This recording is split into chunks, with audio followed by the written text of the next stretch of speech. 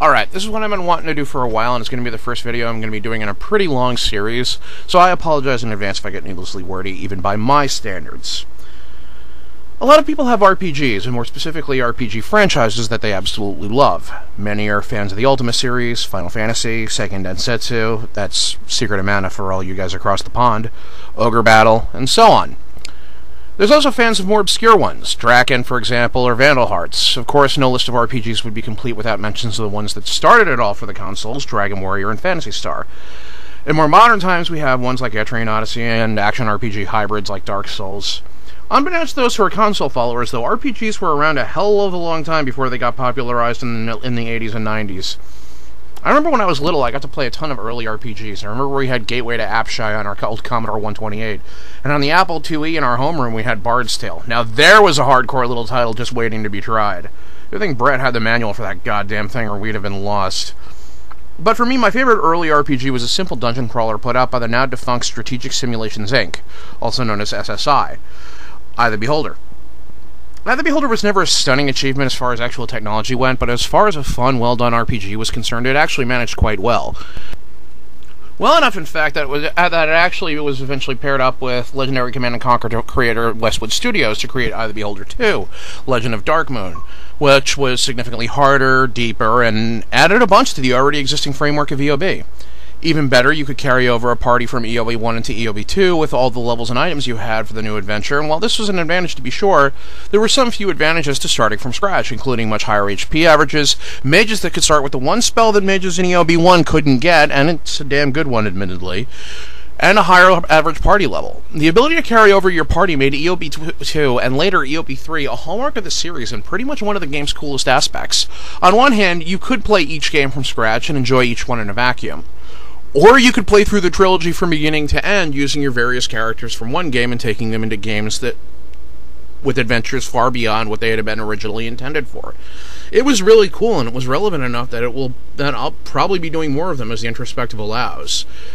The EOB games also later inspired the hilariously simple but all too fun dungeon hack, which probably deserves its own review in some far-off heretofore unseen future, and the absolutely legendary Menzo Berenzin, which is probably the example of what this game's style could do if it was brought to its nadir, and which, sadly, I never actually got to run on any computer I owned, for much the same reason I could never get Wing Commander Privateer 2, The Darkening, to run correctly. The Beholder 1, also called or EOB for short, based on the file names in its directory for the MS-DOS version, was an impressive early RPG that was pretty much the first one produced using 2nd edition Dungeons & Dragons rules. Again, by no means a staggering example of game quality, but it was a fun, addictive little romp with a massive amount of locations you could explore. Its plot was as basic as RPGs come. Some nameless evil is woken beneath the city of Waterdeep, and you're commissioned to go find out what's responsible and go generally screw with it. Things go bad when no sooner do you enter that there's a massive cave-in sealing off your escape route. You're now trapped in the mother of all sewer levels, and what began as an attempt to defeat the evil under the city is now a desperate fight for survival as you manage your party's health, weapons, and food supplies. Yes, snacks are a premium in the myriad catacombs underneath Waterdeep, and you'll need to eat to fend off starvation. Though you start in the aforementioned mother of all sewer levels, Waterdeep's undertunnels quickly give rise to other far different constructions, dwarven fortifications, and much later, drow tunnels. Your team later learns down the line that the dwarves here have lived here for ages and are cool with the humans and such living up above. But the drow recently breached into their neighborhood and poisoned their king. The drow clearly have some kind of new commander at their head, one calling the shots, and one who's known only as Xanathar, and who seems to be at the center of all the nonsense going on below Waterdeep. Suffice to say, the dwarves request your help to avert a war that will likely result in the death of both sides. Actually helping them is optional, but it makes things much easier and gives you access to both useful information and useful items that you otherwise wouldn't get. The game starts off with you creating 4 party members all your own, and you'll get the ability to check out more as you go, since you can have up to 2 more party members in your group recruitable from various NPCs you can encounter. Classes are standard D&D fare with pretty much anything you could do in 2nd edition except for dual classing and bards in the game. This gives a lot of flexibility as far as party configuration goes, and though you can use the standard adventuring party archetype, fighter, cleric, thief, mage, you can also go with various other party setups. The wide variety of D&D races and classes makes for a hell of a lot of choices for you to choose from, and that's easily one of the game's biggest draws, and while each class and race has their own advantages, there's some combinations that work really, really well. and others which work really not so well. Thankfully, the ones that work well and the ones that don't are fairly obvious, so you can pretty easily tool your party for either maximum power or simply to challenge yourself. Combat in EOB is pretty basic point-and-click fare, with the ability to utilize spells via a special magic window. Melee and ranged attacking has a short cooldown after each swing, with stronger classes getting shorter cooldowns as they level up, and certain spells and abilities able to crank your attack rate much further. Being that this game is D&D based, spellcasting is Vancian, so you have to memorize each spell and pray for spells each day. Unlike actual D&D, where spellcasters essentially assume godhood eventually, in EOB, class balance is actually really good, with each having their own unique and specific party role. Mages, for example, are heavy artillery and support par excellence, but they can basically die from being looked at funny. Whereas fighters can hold the goddamn line, kick ass in close combat, and generally absorb punishment the rest of the group can't, but aren't quite so great at handling giant packs of enemies. Clerics, as in D&D, do a bit of melee and magic, mostly of a healing nature, while thieves offer the all-important ability to pick lockets and thus conserve keys. Rangers are kind of similar to fighters, but they can dual-wield weapons with no penalties when wearing light armor, and have a bonus with bows as well, which is frankly awesome, while paladins are unique to humans, and only humans can become them as such, and are functionally fighters with healing abilities and undead turning, and at high levels, some additional magic. Worth noting is that unlike D&D, where Rangers get divine casting at high levels, in EOB they don't. Their dual-wielding and archery bonuses and light armor being their primary allure. However, trust me when I say that in EOB 1 and those beyond it, this is more than sufficient, but it may rub series veterans the wrong way. At the outset, our intrepid heroes are only barely equipped with such formidable gear as leather armor and short swords. But as time goes on, you'll find better. By the end of the game, you're kitted out to the gills in magic weapons and armor, your mages can throw around enough explosions to give Michael Bay the vapors, and your clerics can revive the dead and buff the party to the point of hilarity. The game never really becomes a cakewalk, even with all this gear, however, and the game's difficulty can be absolutely murderous on occasion. Traps that the games throw your way are quite powerful, and on more than one occasion, you can wind up trapped or unable to get back to previous areas if you go a certain way or miss certain areas. What's very unique about Eye of the Beholder is that there's no subsystem for shops, no currency, and no towns. The entire framework of the game is centered around exploration, puzzle solving, survival, and combat, and there's no overarching store structure or towns that in the conventional sense, though there's a number of friendly strongholds you can visit in Eye of the Beholder 1 and 3 that offer similar healing and similar services. They don't charge you anything, though. A particularly unique mechanic in EOB, and later EOB 2, was that you could find sets of bones in the dungeon, previous adventurers who met with horrible fates, and if you found a suitable means, you could revive these sets of bones into very living NPCs. In both EOB 1 and 2, this was key to getting many of the NPCs in the game. There's only 3 you can find without doing this in EOB 1, and they're all fighters.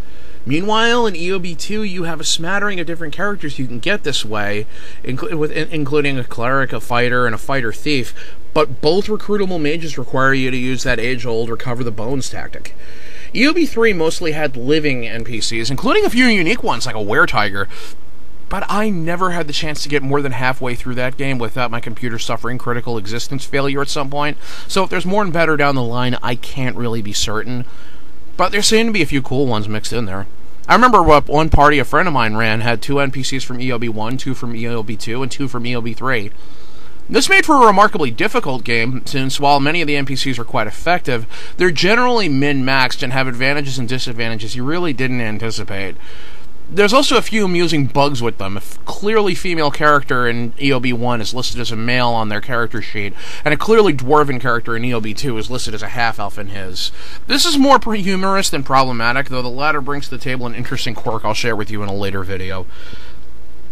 Anyway, EOB 1 was successful, though not exactly critically. It did extremely well for a small-budget game, and it was popular enough to eventually score an SNES release, which took advantage of the SNES hardware to provide better sound, actual music, and to show off its compatibility with the SNES mouse.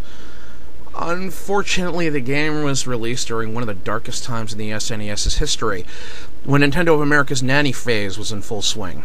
For the uninitiated, Nintendo of America had adopted the odious practice of censoring games' violence and content, partly in response to the rise of porn games during the Atari era, partly because Nintendo wanted strict content control at the time, and partly due to their own anal retentiveness. This was a bad time for developers, especially if you were making RPGs of the like. Shadowrun, for example, had virtually every reference to killing removed, despite the fact that the protagonist was clearly assassinated in the intro, and killing was such a huge part of this game. Wolfenstein 3D got butchered to the point where id got pissed off enough to release the game's source code to a wisdom tree so they could make Super 3D Noah's Ark, the only unlicensed SNES game. This practice only ended because Sega got to the point where it had managed to leverage extremely effectively Nintendo's own nanny policies against it. It billed the Genesis as a console appealing to all ages, including adults and the older crowd, while Nintendo had been setting itself up as family-friendly.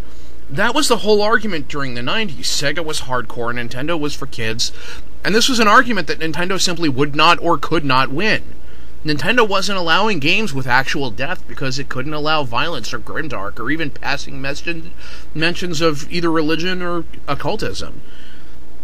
Sega got all manner of violent games, and several with extremely dark storylines, whereas Nintendo had earned a frankly deserved reputation for puttering around and censoring almost every game released on it on some level or another. All of this came to the head the year Mortal Kombat was released, and despite being inferior on almost every single level, the Genesis version of Mortal Kombat was considered tacitly to be the superior game, simply because it was uncensored, whereas the SNES version, better on almost every level mechanically, was not. Nintendo lost millions of sales to Sega that winter, and Nintendo was forced to do away with its nanny policy if it even wanted to pretend it wanted to avoid Sega absolutely destroying it down the line. Sega had already won some of Nintendo's most loyal third-party developers to its banner simply by promises of not enforcing the signed-in-blood licensing agreements that Nintendo was so fond of. If it didn't kill the nanny policy, Sega was going to condemn its consoles to a slow bleed of third-party support. Now, what this has to do with Eye of the Beholder is, well, everything. Eye of the Beholder for SNES, which I'll be doing a fair game of soon, was horribly censored, to the point of hilarious. Spell names were changed to remove religious content, references to killing were removed, despite this being a sword and sorcery epic for which, again, killing is a major component. Praying for spells was changed to petitioning for spells, the bless spell became empower, prayer was changed to meditation, and major segments of plot were censored and or blunted because God forbid we reference anything with a potentially cult or religious bend. Moreover, the game was never really intended for the SNES, and since only a few people had the SNES mouse, which it was compatible with, the interface was religiously hard to make use of with a controller, unless you actually had an SNES mouse, in which case it was pretty simple to pick up and play. On a further downside, though, the game's character creation didn't emerge unscathed. In the MS-DOS version, you could modify a character's starting stats so you could make a character based on a favorite D&D character of yours, though most players simply use this to cheat or fart around. When the game hit the SNES, though, this feature was removed, forcing rerolls if you wanted to try different stats, and not giving you the ability to choose what stat went where. Usually getting decent stats was a crapshoot at best, and you were going to be lucky to get one stat that wasn't an 18. Getting 3 at once, possible but exceptionally rare, was unusual, and the game had this religious penchant for making them the 3 stats your class wasn't ever going to fricking use. What's that? You have a mage? 18's in strength, charisma, and wisdom. It's for these reasons, among others, that the later games in this series never really materialized for any of the consoles, though EOB1 did have a vastly superior Sega CD port, featuring fully voiced and fully rendered cutscenes and a completely redone soundtrack. Something to be said for that. EOB's biggest problems were largely related to its extremely wonky puzzle mechanics that made things excessively challenging, and problems with the inventory system. As a great example, every object uses the exact same space on a character, so holding a dozen sets of field plate will have just as much space allotted to it in a backpack as a dozen rocks. Bows are great ranged weapons, but ultimately can be a lesson in irritation, as you have to painstakingly place every arrow in a character's quiver, shoot as normal, and then refill the quiver manually, since arrows are reusable, after every single goddamn fight. One arrow at a time. And really, do I need to even explain further on that one? It was much easier to use a sling and reload it by picking up a rock and putting it back into the offhand slot on a character than it was to reload a bow, or pick up a dagger off the floor, put it in the character's hand and throw it again, as opposed to using the bow. It got even worse in EOB1's last area, because I remember specifically there's this one trap. It had a pillar, and if you tried to take any object on the pillar, it would randomly steal one of your items in response, which basically led to this constant exchange of you trying to steal stuff from the pillar. And the only way to get your stuff off the pillar was to throw all of your belongings on the floor and then just grab the items. The crazy part was if you had to do this with a character that had a bow, you had to painstakingly take out every single arrow one by one from the quiver and put them on the floor before you could do this trap. That was a pain in the ass. I remember one in EOB2 that kept my friend stumped for about a month was this puzzle with 9 buttons shaped in, a 3x3 pattern. And only a certain combination of buttons being held down would open the door. But there is no indication whatsoever as to what combination opened the door and which ones didn't. At some point or another, and this, by the way, is an area where you can't rest, and the enemies here can poison and paralyze you, so this is just a giant pain in the ass. I remember very specifically I had gotten to the point where I'm like, you know what, screw it, I'm going to religiously try every single combination. And at some point or another, I found that leaving items on the floor in the pattern akin to the Purina logo was what actually managed to get past the puzzle and open the door. Not quite as irksome as EOB2's puzzles, though, or EOB1's ability to miss critical items that can make your game about 3 times harder, was all 3 games DRM. See, this was about the time where software piracy was actually a thing, and it was beyond incredibly easy to bogart free copies of the game out the ass. You could fit EOB1 on a pair of floppies without any need for installers if you zip them. And EOB2, you probably fit on 3 if you, again, use zip files.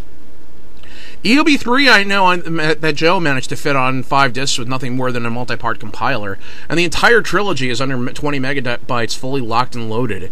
And about 65% of that is EOB3, which had fully digitized voices, music, and sounds.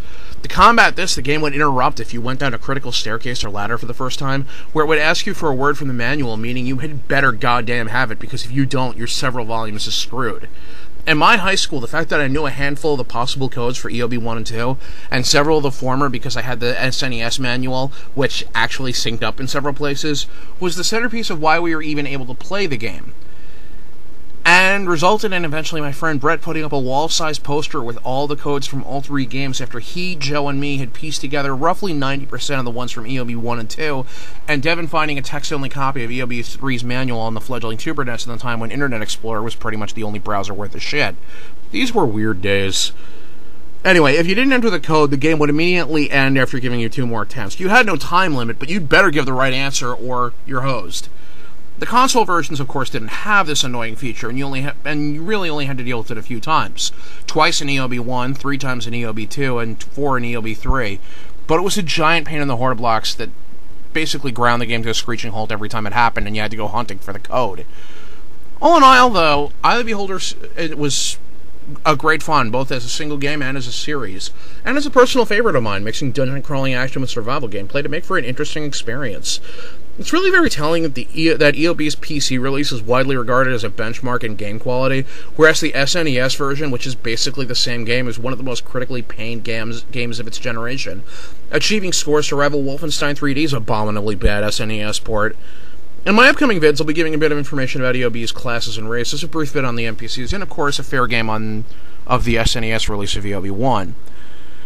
One final note is about my flashback fair game, which I haven't had the time to update in a while. If you're wondering why that is, it's because I've been undergoing an upgrade program for my computer, which kinda threw a roadblock of sorts my way. I will be getting back to that eventually, I promise. Anyway, thanks for watching, and I hope to get the next few episodes up soon, barring any idiocy involving my machine. Take care, and God bless.